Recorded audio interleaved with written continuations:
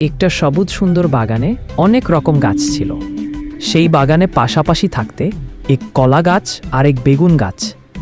কলা গাছটা ছিল লম্বা, শক্ত আর গর্বিত, আর বেগুন গাছটা ছিল ছোট, নরম আর শান্ত স্বভাবের। কলা গাছ প্রায় বেগুনকে বলতে, দেখো আমি কত লম্বা, সবাই আমাকে আগে দেখে। বেগুন হেসে বলতে, লম্বা হওয়াই সব নয় বন্ধু। একদিন হঠাৎ ভয়ঙ্কর ঝড় এলো। খুব জোরে বাতাস বইতে লাগলো। লম্বা কলা গাছ বাতাসের ধাক্কায় দুলতে দুলতে ভেঙে পড়ল। কিন্তু ছোট বেগুন গাছটা মাটির কাছাকাছি থাকায় ঝড়ের মধ্যে নিজেকে সামলে নিল এবং টিকে গেল।